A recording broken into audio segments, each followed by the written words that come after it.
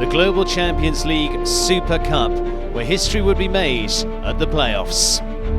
Sport doesn't get any more exciting than that. I never saw such a crazy class to watch from a rider's perspective, and I'm sure it was fun for the fans to watch. The leaderboard quickly changed, and you cannot have any bad rounds. That makes it very interesting. They were saying it was going to be one of the best shows in the world, and definitely it is. You can make more money this weekend than the whole year. The series, it just lifted everything, the whole industry up. Ladies and gentlemen, the riders will now walk the first course for this afternoon's Global Champions League Super Cup Final. The opening ceremony, the Walk of Champions for the GCL Super Cup Final. The time has finally come, the world's best assembled.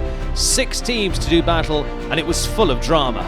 Last fence. Oh no! Oh, that's a disaster. Amazingly, the Montreal Diamonds going crashing out. The world number 1 didn't get to jump, and worse for the London Knights. Oh, doesn't like the wall.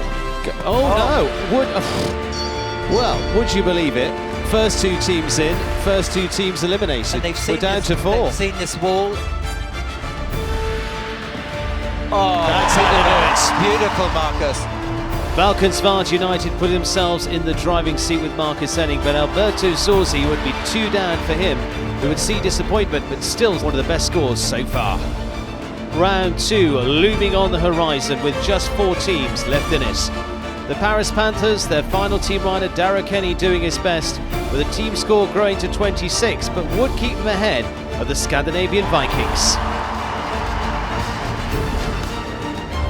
And he's rocketed through the finish.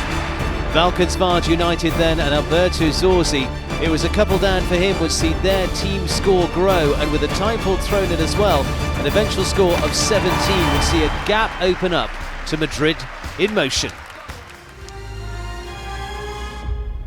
The final team to go, Mark Houtsager, the man who would go first, a steely rider with all that championship experience, would produce a top-class round, just 1 time fault, keeping them ahead of the field. A nervous moments for team manager Eric van der Vleuten as he watches his son Michael into action with the evergreen 16-year-old championship horse Verdi do their thing again. Exuberant, but again just with the 1 time fault, would leave them with plenty in hand, 7 in hand over Valkenswaard United, with the last to come in, Eduardo Alvarez-Aznar and Rockefeller.